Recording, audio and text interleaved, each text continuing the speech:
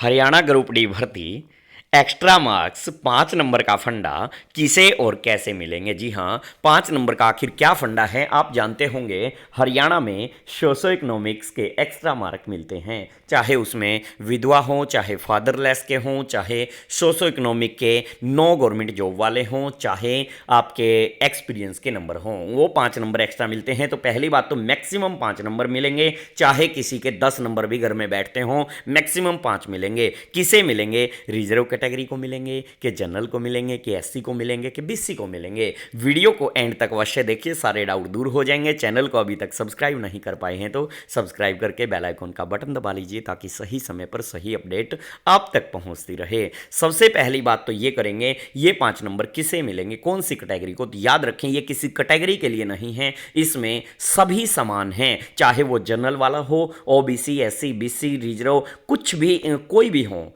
सभी के लिए ये 5 नंबर इक्वल होते हैं। इसमें कोई कैटेगरी मायने नहीं रखती। पहला डाउट आपका दूर हो गया होगा। कई बच्चों के कमेंट आ रहे थे, सर हम तो जनरल कैटेगरी में हैं, हमारे 5 नंबर तो नहीं मिलेंगे एक्स्ट्रा। ऐसा कुछ भी नहीं है, बेशक आप जनरल में आए, ओबीसी, किसी भी कैटेगरी में आए, सबको मिलेंगे। लेकिन मिलेंगे किसे? चाहे हो सकता है वो एससी वाले के भी कट जाए और क्या पता जनरल वाला ले जाए। कैसे? कंडीशनें हैं, वो कंडीशन जो फुलफिल करता होगा उन्हें ये 5 नंबर मिलेंगे। आइए देखते हैं।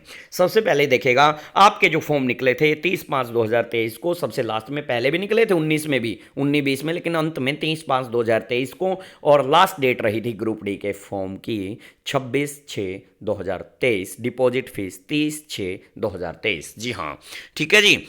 अब क्या होगा, ये 5 नंबर किसे मिलेंगे, आइए ये जिक्र करेंगे। सबसे पहले तो जो अपनी पहली बात तो नो गवर्नमेंट जॉब के देख लेते हैं किसे मिलेंगे। नो गवर्नमेंट जॉब के नंबर उन्हें मिलेंगे जिनके घर में सरकारी नौकरी नहीं है। सर सरकारी नौकरी, मेरा भाई कल सरकारी नौकरी लगा है, क्या मुझे मिलेंगे? हाँ जी मिलेंगे। यदि आपका भाई बहन बंधु सरकारी नौकरी में 26/6/2023 से पहले नहीं लगा, इसके बाद चाहे कभी भी लगा हो, तो आपको 5 नंबर के लिए पहला एलिजिबिलिटी क्राइटेरिया आप फुलफिल करते हैं। लेकिन ऐसा नहीं है कि जिसके घर जॉब नहीं उन सबको मिलेंगे, नहीं, आगे की कंडीशन भी सुननी होगी ध्यान से। पहली कंडीशन, इसका मतलब आप फुलफिल करते हैं यदि आपके घर में 26/6/2023 से पहले कोई भी गवर्नमेंट जॉब नहीं थी। बेशक वो बाद में लग गई हो, 26/6/2023 के बाद, इससे पहले गवर्नमेंट जॉब नहीं होनी चाहिए। अगली कंडीशन आइए देखते हैं जी क्या रहने वाली है। उसके अलावा पहले मैं 2-3 और कंडीशनें बता देता हूं। जो ईडब्ल्यूएस वाले हैं उन्हें क्या करना होगा, इनको 5 नंबर नहीं मिलता एक्स्ट्रा, इनको ईडब्ल्यूएस रिजर्व कैटेगरी का बेनिफिट उठाना है तो इन्हें ये वाला फॉर्म फिल करना होगा। जी हाँ, ये इनकम एंड असेस्ट सर्टिफिकेट ये फिल करना होगा। इसमें कौन सी इनकम देखी जाएगी सर? इसमें 2022-23 के साल की इनकम चेक की जाएगी। अभी जो चल रही है इस साल की इनकम चेक नहीं होगी। जी हां, 2022 से 23 वाले साल की, यानी कि 1 अप्रैल 2022 से 31 मार्च 2023 के बीच की इनकम आपकी देखी जाएगी। तो यदि आपकी इनकम 6 लाख से कम है तो आप ईडब्ल्यूएस कैटेगरी में आते हैं। लेकिन वही आएंगे जिन्होंने ईडब्ल्यूएस में फॉर्म भर रखा होगा। अब उन्होंने फॉर्म तो भर दिया ईडब्ल्यूएस से, उन्हें ये वाला तहसीलदार से वेरीफाई, ये फील करके तहसीलदार से वेरीफाई करवा करके और फिर इसे डीवी के समय ले जाना होगा। जी हाँ, ये फॉर्म फिल करना होगा ईडब्ल्यूएस वालों को। ठीक है जी, आगे चलते हैं। अगली कंडीशन देखते हैं। 6 लाख ईडब्ल्यूएस, वही जो 6 लाख से कम है, लेकिन उन्हीं को बनवाना है जिसने ईडब्ल्यूएस टिक कर रखा है ग्रुप डी की भर्ती में, जो ईडब्ल्यूएस का बेनिफिट चाहते हैं। एक्सपीरियंस वालों को ये वाला सर्टिफिकेट फिल करना है, जो भी डीवी के समय ये जरूरत पड़ेगी इसकी, ये वाला फॉर्म फिल करना पड़ेगा। डीवी के समय इसको ले जाना है फॉर्म फिल करके एक्सपीरियंस वालों को। ठीक है जी, और इसमें फिर हेड ऑफिस के सिग्नेचर हो जाएंगे। ये वाला फॉर्म फिल करना होगा एक्सपीरियंस वालों को। इसके अलावा अब हम बात करेंगे जी जो आपका नो गवर्नमेंट जॉब वाला है। नो गवर्नमेंट जॉब के 5 एक्स्ट्रा मार्क किसे मिलेंगे, इस पर सवाल। मैक्सिमम 5 मिलेंगे। मान लो किसी का एक्सपीरियंस 14 साल का है, सर क्या मुझे 5 मिलेंगे? नहीं। मुझे 5 मिलेंगे? यस मिलेंगे। क्या 10 मिलेंगे? नहीं।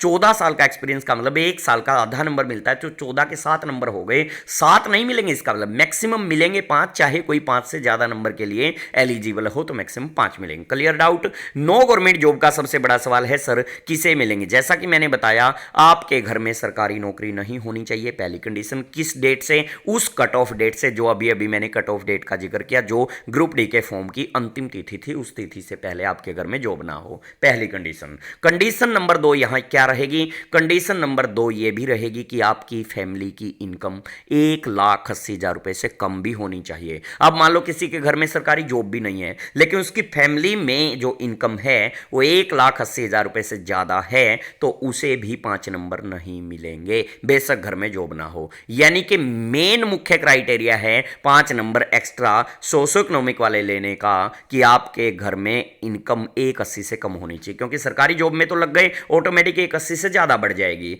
लेकिन इसका मतलब ये है कि आपके घर में सरकारी जॉब भी नहीं है तो फिर भी 1,80 से कम होना अनिवार्य है, नहीं तो 5 नंबर के लिए नहीं मिलेंगे। अब किस किस की जॉब देखी जाएगी? सर मेरी फैमिली आईडी में तो मेरा चाचा का लड़का ऐड है, मेरी बुआ का लड़का ऐड है, मेरा फलान लड़का ऐड है, हमारा भाई ऐड है, तो वो भी कंडीशन सुन लो किसकी इनकम चेक होगी। जी हाँ, सुनिएगा यहां पर, neither he himself nor any person from amongst the applicants family is was का मतलब है या तो आगे सुनिए, और has been a regular employ in any department, board, corporation, company, statutory body, combination authority of Haryana government और एनी अदर स्टेट गवर्नमेंट और गवर्नमेंट ऑफ इंडिया। इस बात का मतलब यह है कि आपके घर का मेंबर ना तो पहले जॉब पर रहा हो ना अब जॉब कर रहा हो, एक भी दिन की जॉब की हो आपके मेंबर ने, चाहे आज से 15 साल पहले की हो, और फिर उसने जॉब छोड़ दी हो, तो आपको 5 नंबर नहीं मिलेंगे।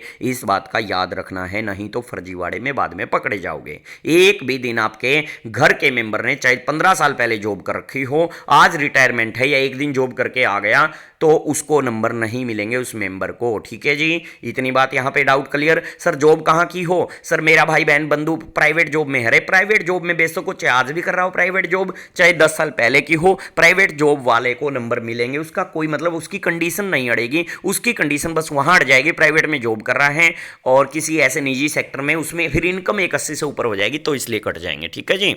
और कहां जॉब की हो? जॉब हो हरियाणा गवर्नमेंट या किसी अदर गवर्नमेंट या सेंट्रल गवर्नमेंट, यानी गवर्नमेंट जॉब वाली देखी जाएगी कंडीशन पहली।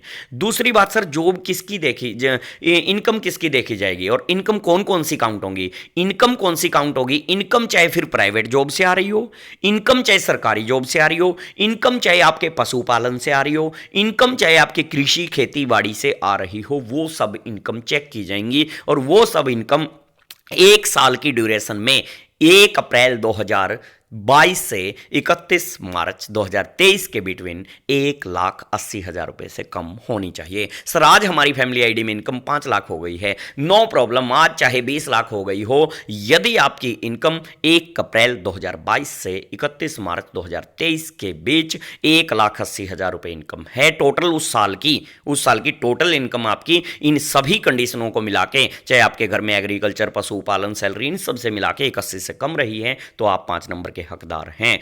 अब इसमें जॉब किसकी देखी जाएगी, क्राइटेरिया कैसे रहेगा? सुनिए, यदि आप हैं मेल कैंडिडेट हैं तो आपके साथ कौन कौन किस किस की, चाहे फैमिली आईडी में आपके 50 मेंबर हो, चाहे चाचा का लड़का, ताऊ का लड़का, बुआ का लड़का, कोई फर्क नहीं पड़ेगा, मेल कैंडिडेट आप हैं, और आपकी उसमें फैमिली में इनकम किस किस की चेक करनी है? आपकी खुद की, आपके फादर की और आपकी मदर की चेक करनी है, उसके अलावा आपकी वाइफ की चेक करनी है, और आपकी अनमैरिड ब्रदर की चेक करनी है, और आपके पुत्र की, यदि आपके घर में पुत्र है, इन सब की, यदि मेल कैंडिडेट आप हैं। ठीक है जी, डाउट क्लियर हो गया। इनकी जॉब, इनके आगे जो सैलरी वहां लिखी है फैमिली आईडी में, वो आपको देखनी है। दूसरा, फीमेल अनमैरिड है तो उसके लिए क्या देखना है? फीमेल यदि अनमैरिड है उसकी खुद की देखनी है कितनी इनकम है, उसके पिता की, उसकी माँ की, और अनमैरिड भाइयों की जॉब देखनी है। मतलब जॉब नहीं, चाहे जॉब भी हो, अनमैरिड भाई जॉब है तो भी नहीं मिलेंगे, और या जॉब भी नहीं है तो इनकम उनकी कोई प्राइवेट सेक्टर से या कहीं से भी है, फैमिली आईडी में आगे जुड़ी हुई है, तो आपको नहीं मिलेंगे। ठीक है जी। फीमेल मैरिड कैंडिडेट को क्या देखना है जी? फीमेल मैरिड कैंडिडेट को खुद की फैमिली आईडी में खुद के सामने की सैलरी, जो भी आपकी जितनी भी दिखा रखी है, जो भी इनकम आपकी दिखा रखी, चाहे 5,000 चाहे 1,00,000, और आपके हस्बैंड की, आपके ससुर की, आपकी सास की, और आपके देवर या जेठ यदि अनमैरिड हैं तो, और आपके पुत्र की। अनमैरिड ध्यान रखना, मैरिड हैं और बेशक फैमिली आईडी में, कोई फर्क नहीं पड़ेगा उस बात से, ठीक है जी, उनकी इनकम काउंट मत करें। और डिवोर्स वाले फीमेल को क्या करना है जी, उनको खुद की देखनी है, पिता की, माँ की और अनमैरिड भाइयों और अपने पुत्र की इनकम काउंट करनी है। यदि ये इनकम मिलाकर 180 से कम है तो आपको 5 नंबर मिलेंगे, 5 नंबर के आपको हकदार हैं। सर अब ये 5 नंबर, ठीक है जी, हम हकदार हैं जी, अब ये हमें क्या करना होगा? आपको डॉक्यूमेंट वेरिफिकेशन के समय एक मौका भी दिया जाएगा। यदि मान लो किसी ने गलती से 1,80,000 से ज़्यादा इनकम थी और गलती से 5 नंबर के लिए टिक कर रखा है और HSSC ने मान लो 5 नंबर दे दिए, DV के समय आपको मौका मिलेगा कि आप अपने 5 नंबर हटवा सकते हैं। विड्रॉ का वहां फॉर्म मिल जाएगा, वो विड्रॉ का फॉर्म आप भर के अपने 5 नंबर वापस ले सकते हैं DV के समय, या DV से पहले भी सरकार चाहे तो मौका दे सकती है, ठीक है जी। और जिसने टिक कर रखा होगा सिर्फ उन्हें मिलेंगे, एक्स्ट्रा को नहीं मिलेंगे। मान लो टिक ही नहीं किया फिर एक्स्ट्रा को नहीं मिलेंगे, टिक कर रखा है हटवा सकते हैं, टिक ही नहीं किया तो मिलेंगे नहीं, ठीक है। वहां टिक क्या कि मैं 5 नंबर लेना चाहता हूं, या मेरे घर में जॉब नहीं है, या मेरी इनकम कम है 180 से, वहां ये चीज टिक कर रखी तो आपको 5 मिलेंगे और हटवा सकते हैं यदि ये कंडीशन फुलफिल नहीं करते हैं। मुझे उम्मीद आशा होप रहेगी कि ये वाला आपका डाउट अवश्य ही दूर हो गया होगा और ये वाला फॉर्म फिर आपको भरना होगा और फिर इसको तहसीलदार से वो करवाना है, टेस्टेड करवाना है इस फॉर्म को। सर ये फॉर्म कब भरना है? डॉक्यूमेंट वेरिफिकेशन से पहले भर के ले जाना होगा। डॉक्यूमेंट वेरिफिकेशन पे इस फॉर्म की जरूरत पड़ेगी, ये भर के तहसीलदार से वेरीफाई करवा के अपने वही गांव के सरपंच, नंबरदार आदि से, वही नीचे देखेगा ये वेरिफिकेशन MC है या नंबरदार है, पटवारी से, तहसीलदार से, इन तीनों से इसको टेस्टेड करवा के फिर वहां DV के समय ले जाना होगा। Okay, take care, bye bye. Doubt clear हो गए होंगे। Thank you.